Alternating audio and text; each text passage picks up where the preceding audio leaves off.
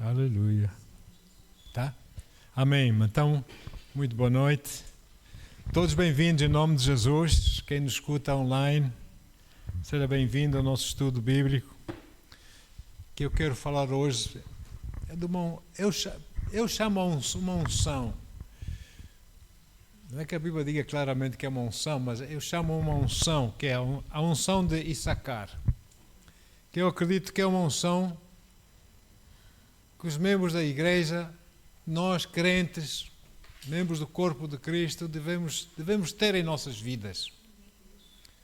Então, eu quero orar em nome de Jesus, Pai, que nos dás entendimento, profundidade no teu equilíbrio da tua palavra, que nós possamos entender a revelação que tu tens para nós, recebê-la e agir de acordo, ó Deus, para que possamos ser úteis para Ti, como Tu queres que nós sejamos nessa vida, Senhor, e glorificar o Teu santo nome. Em nome de Jesus, Senhor. Obrigado, Pai. Então vamos ler Apocalipse 19, versículos 1 a 9, que diz assim: Havendo passado esses acontecimentos, ouvi no céu uma voz grave que anunciava: Aleluia! A salvação, a glória e o poder pertencem ao nosso Deus, porquanto verdadeiros e justos são os seus juízos. Ele condenou a grande prostituta, que corrompia a terra com a sua sedução, e das mãos dela vingou o sangue dos seus servos. E mais uma vez a multidão reunida exclamou: Aleluia! A fumaça que dela parte, só pelos séculos dos séculos. Então os 24 anciãos e os 4 seres viventes prostraram-se e adoraram a Deus que está assentado no trono e exclamavam: Amém, aleluia. E do trono partiu uma voz que conclamava: Louvai o nosso Deus, vós todos os seus servos e vós que o temeis, tanto pequenos como grandes. Então ouvi algo semelhante ao som de uma grande multidão, com o estrondo de muitas águas, e poderosos trovões que bradava: Aleluia! Porquanto o Senhor nosso Deus, o Todo-Poderoso, já reina. São os milhões de milhões que estaremos lá no céu, não é? Juntar nossas vozes em uníssono. Alegremo-nos, exultemos e demos glória a Ele, porque chegou a hora das bodas do Cordeiro e sua noiva já está preparada. Para vestir-se, foi-lhe providenciado linho fino, puro e resplandecente. O linho fino representa os atos de justiça dos santos. Então o anjo me ordenou: escreve, bem-aventurados os que são chamados ao banquete das núpcias do Cordeiro. E disse mais: estas são as exatas palavras de Deus. Uau! Linda palavra essa. Amados, qual a razão por que foi permitido foi-nos providenciado, prometido, nós, Igreja de Cristo, Noiva de Cristo, vestir-nos de linho fino, puro e resplandecente? Qual a razão? Será que foi apenas por causa do nosso louvor, da nossa adoraçãozinha ao Senhor enquanto nessa vida? Será que é por causa da nossa fé enquanto aqui? Fé em Deus? Por que razão é que foi prometido, aliás, foi providenciado até, a Igreja, a Noiva de Cristo, vestir-se de linho fino, puro e resplandecente? Qual foi a razão?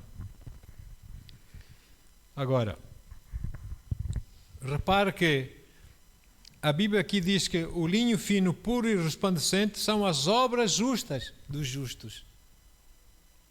São as obras justas dos justos. E que obras justas são essas?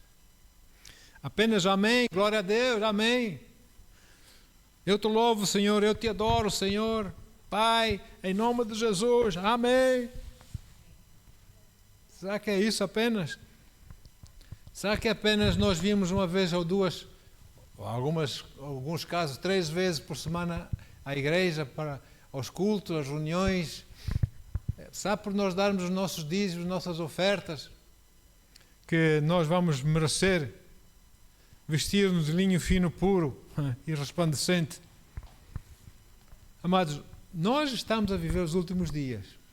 E esse tempo das bodas do Cordeiro, eu acredito, podem estar mais próximas do que aquilo que nós pensamos. Então, o inimigo ataca com mais intensidade, cada vez mais, para apagar a fé das pessoas, para despertar uma intenção no coração das pessoas, não quererem mais essa coisa de Deus, essa fé que os antigos andavam. Agora nós vivemos assim, modernices e coisas, e o inimigo está a atacar para destruir, para impedir que até nós crentes agrademos o Senhor nosso Deus, sirvamos a Deus como Ele quer e deseja que nós o sirvamos. Você é atacado, eu sou atacado, todos nós somos atacados por Ele. Muitos de nós, eu tenho dívida, você tem dívida, todos nós temos dívida, estamos endividados, o dinheiro é escasso, as pessoas têm dificuldades na vida, têm problemas, somos atacados em todas as áreas possíveis em nossas vidas, exceto naquela em que nós somos fortes espiritualmente, que a nossa fé é forte, naquela área é a única que nos safamos, não é? Porque somos maduros e porque Satanás sabe que Deus, na fé em Deus, nos dá potencial, nos dá autoridade sobre Ele. Então, e Deus com essa fé deseja que a gente faça proeza por seu nome, amém? E sejamos corajosos na nossa geração e proezas que passem de nós, para outras gerações. E depois de nós causar um tremendo mover de Deus, aqui que eu não estou a ver esse mover de Deus, as pessoas querem, mas a coisa não avança, não vai à frente, não é? Mas nós desejamos um avivamento em toda a nação, não só nesta, mas as nações, em nome de Jesus. Mas o raciocínio do homem, as filosofias, os sofismas dos homens, Satanás por detrás dessas coisas todas, estão a desanimar as pessoas por causa dos problemas, das situações em suas vidas, fazendo assim com que a fé delas desfaleça. Eles ficam tão preocupados com as coisas desse mundo que se esquecem do que é mais importante. Então, Ele quer que a gente se esqueça do Senhor até, do Senhor Jesus. E por causa dos cuidados dessa vida, como diz a Bíblia, dos problemas, situações em nossas vidas, etc., a atitude de muitos crentes é colocar em Deus temporariamente na prateleira. Deus, eu agora tenho que fazer isto. Ficas aí, não é? Ficas na prateleira. Com o intuito de aplicarem toda a sua dedicação, atenção, esforço, tempo, presença, vida, etc., numa tentativa de resolverem os seus cuidados deste mundo. Para depois, quem sabe, quando as coisas estiverem um pouco melhores, voltarem um pouco mais para Deus. Tal. Como se essas coisas deste mundo, esses cuidados, fossem mais importantes que Deus. Que não são, nós sabemos bem que não são. Se é uma coisa que devemos deixar, é os cuidados do mundo e não nunca Deus, não é? Então, não nos esqueçamos nunca de amarmos a Deus como Ele quer, como Ele deseja, sobre todas as coisas, incluindo os cuidados desse mundo, não é? E não apenas de boca, mas também nas nossas obras, nas nossas atitudes, no nosso viver. Há dias, irmãos, há um tempo atrás, estávamos três sentados a uma mesa, falando sobre a bênção, a vitória de Deus na vida dos crentes, na vida daquele que crê, ou quando se crê e se ama a Deus sobre todas as coisas. Às tantas, um do grupo contou que estava a ver um avivamento na sua igreja. Estava a ver um avivamento na sua igreja. E convida a outra pessoa, que também tinha uma igreja, para que viesse ao culto, presenciar o mover do Espírito Santo, o mover de Deus na igreja dele, daquela pessoa. E a pessoa convidada disse que não podia ir porque naquela hora, naquele dia, também tinha culto na igreja dele e não podia ir. Mas o avivamento estava na outra igreja. Ah, meu pai. Então, E essa resposta foi assim no meio de um silêncio, como que vindo de uma atitude de superioridade, quer dizer, que tu tens avivamento e nós pensas que eu também não tenho avivamento na minha igreja. Não pode ser assim, nós temos de ser abertos, amém? E se o irmão nos estava a convidar, claro, vamos lá, vamos louvar a Deus com ele, amém? Afinal, Deus é o mesmo, não é? E de imediato vieram palavras ao meu coração perante essa situação, que eu sabia que não os podia calar. Eu sabia que eu tinha de falar, mas falá-las com sabedoria, com amor e com o tom de voz correto, para que fosse aceito e não levado a mal. As palavras foram as seguintes, assim: perdoem-me, irmãos, como é que alguém que se diz crente e por conseguinte diz amar a Deus sobre todas as coisas, quando essa pessoa, esse alguém ignora o feliz convite de um irmão que estão a experimentar avivamento na sua igreja, não é? Para virem assistir a um culto, amém? E para nós desfrutarmos do avivamento que está a acontecer lá, alegrarmos com eles, desculpando-se de ter-se de ir assistir ao culto na sua igreja, quando lá não tinha avivamento. Eu fiquei assim um pouco perplexo no meu coração, mas infelizmente. Amados, é certo que nós devemos amar a nossa igreja, é verdade. A nossa igreja, a nossa congregação é a nossa família espiritual, ou não? Outras igrejas são nossos irmãos, mas são um pouco, nós estamos mais unidos, os outros são um pouco mais afastados, não é? É a nossa igreja, é verdade. Mas Deus também mostra-nos que se nós não tivermos cuidado, se nós não deixarmos não nos deixarmos embalar por sentimentalismos, emoções e coisas assim, não é? Que nada tem a ver com a unção, coisas que estão ausentes da unção, nós corremos um grave risco de amarmos mais, atenção que eu vou dizer, amarmos mais a minha igreja do que o próprio Deus da igreja. É aqui que entra a unção de Issacar. Mas repare no que a Bíblia diz em Apocalipse, nós já lemos, mas vou-te repetir, Apocalipse 19, versículos 7 e 8.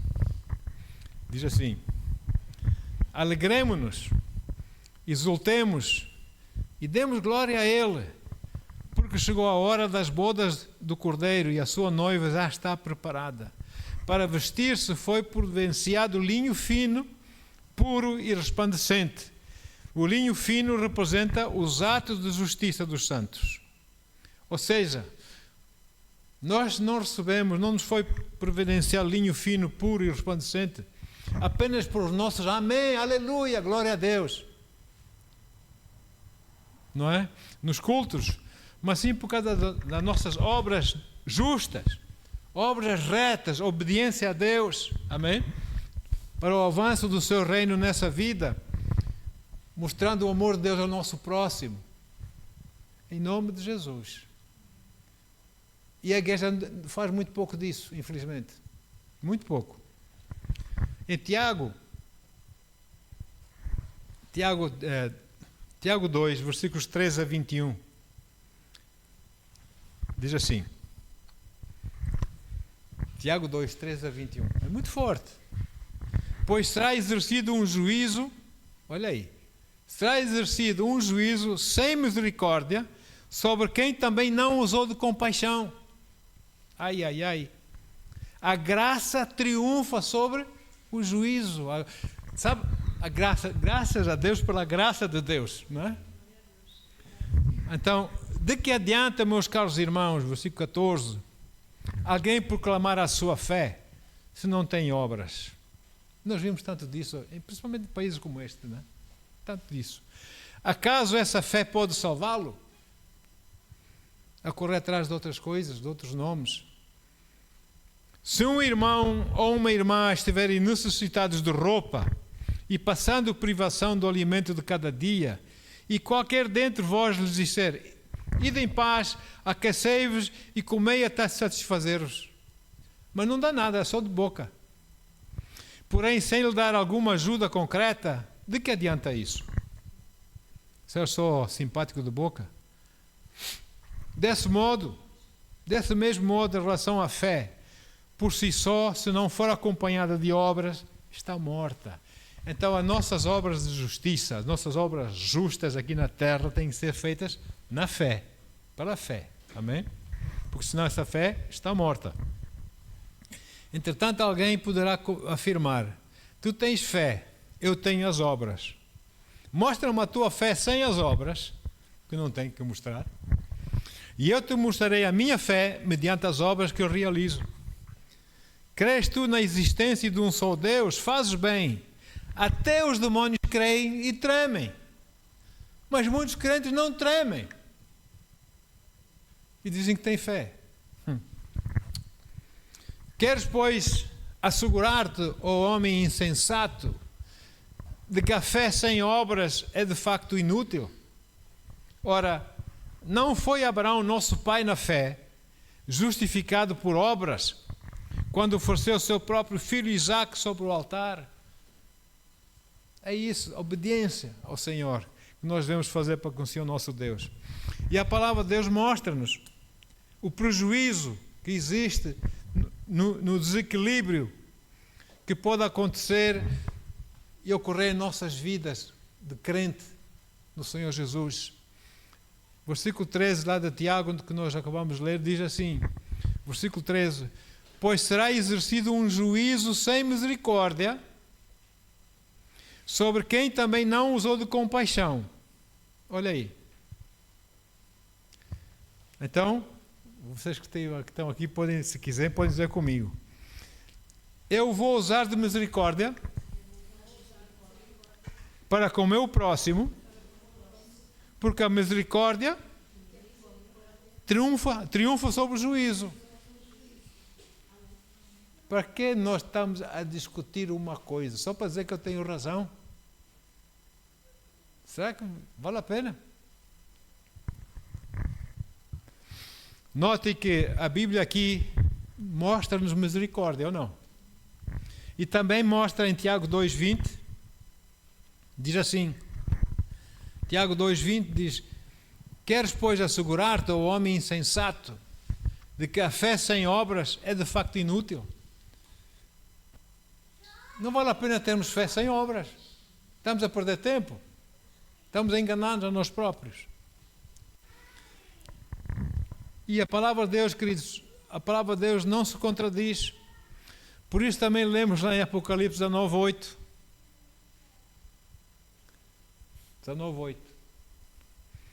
Para vestir-se, foi-lhe providenciado linho fino, puro e resplandecente.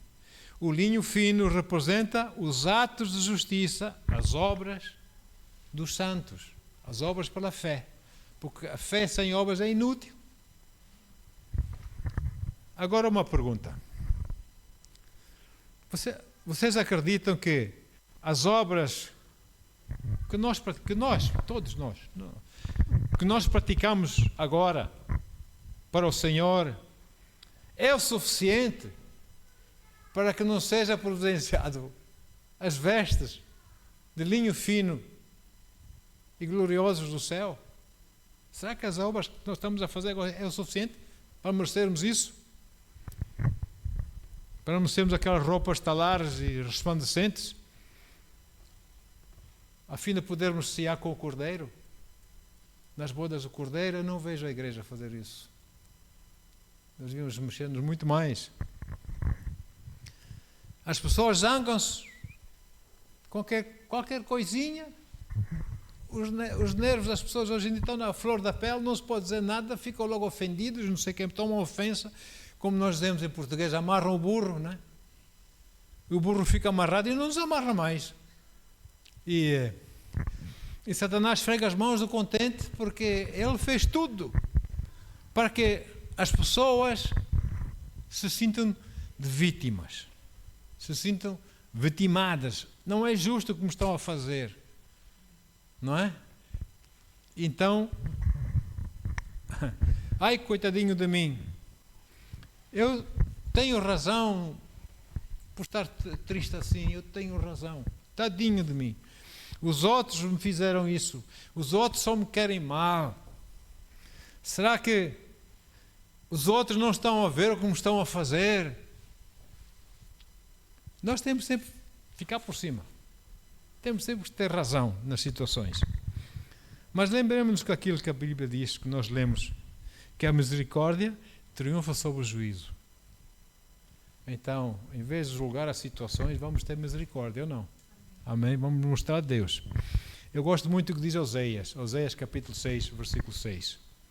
Diz assim, na verdade só a primeira linha, mas vamos ler tudo. Oséias 6, 6. Afinal, é Deus a falar. O que desejo é o vosso amor, não os sacrifícios. Depois diz, entendimento quanto à pessoa de Elohim Deus, mais que ofertas e holocaustos. Deus quer amor, deseja o nosso amor e não sacrifícios. E por isso eu posso dizer, queridos, agora para já terminar, que o resultado que Deus almeja para si, para mim, para todos nós, para nossas vidas, é muito bom e é muito agradável, sabe? Servir a Deus é muito bom.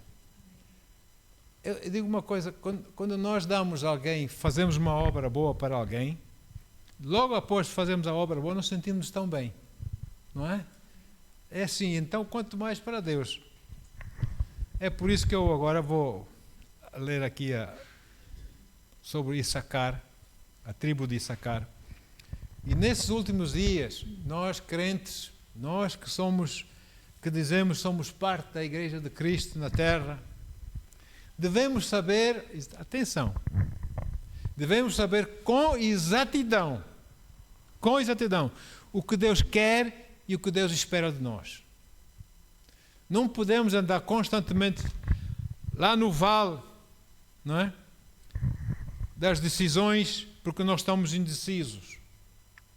Estou indeciso, tenho que ir para o vale. Não, nós como filhos de Deus, com a palavra de Deus, com o Espírito, nós temos que saber exatamente, com exatidão, aquilo que Deus espera de nós, amém? Olha aí, também a primeira linha só, mas vamos ler as linhas todas. 1 de Crônicas 12, 32, falando sobre a tribo de Issacar. Diz assim, 1 de Crônicas.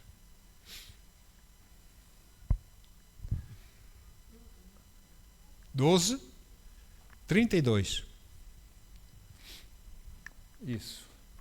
A tribo de Issacar, 200 chefes estrategistas, olha só, é forte isso, que sabiam como Israel devia agir em qualquer circunstância.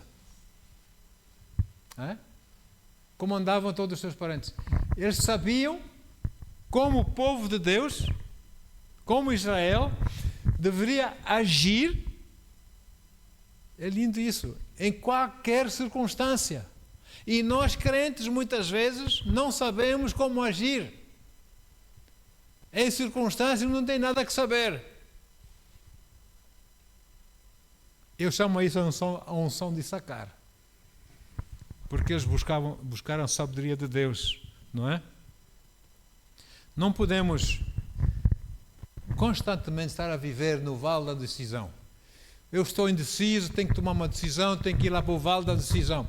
Nós temos que saber, nós temos aquele que sabe tudo habitar dentro de nós, ou não? Temos que saber com precisão aquilo que Deus espera de nós. E não, nós preferimos ir lá descer para o vale da decisão. Tomar uma decisão, porque eu não sei. Olha, irmãos. E agora, faço ou não faço? Vou ou não vou? Digo ou não digo? Não é? Fico ou não fico? O que queres de mim, Senhor? Não, o crente deve saber o que o Senhor quer dele. Com exatidão. Mostra-me, Senhor, porque eu não sei. O crente deve saber. Por quê? Porque o Senhor habita nele. E se ele tiver comunhão com ele, Deus vai lhe mostrar. Amém? Aleluia. Vamos ficar por aqui. Em nome de Jesus. Para meditarmos nessa unção de Issacar. Devemos saber com exatidão Com exatidão devemos saber. Amém? Como agir em qualquer circunstância de nossas vidas. Porque Ele que nos guia habita em nós. Aqueles que são guiados pelo Espírito Santo, esses são os filhos de Deus. Então, sejamos filhos de Deus. Pai, em nome de Jesus, Pai. Obrigado, Deus, pela Tua palavra, Senhor. Bendito seja o Teu santo nome, Pai. Obrigado, Senhor, pela Tua imensa paciência para conosco, Teu imenso carinho, Tua imensa misericórdia, graça, Senhor. Amor. Senhor, muito obrigado, Senhor. Nós não queremos abusar dessa situação em nossas vidas. Antes pedimos perdão, Senhor. E pedimos que nós possamos ser como a tribo de Issacar, esses líderes, Pai. Saber com exatidão o que Tu esperas de nós, para podermos agir no Teu tempo, a cada tempo, Senhor. Em nome de Jesus. A Ti, Deus, toda a honra, toda a glória. Paizinho, obrigado por essa sabedoria, Senhor. Em nome de Jesus. Amém, amém e amém.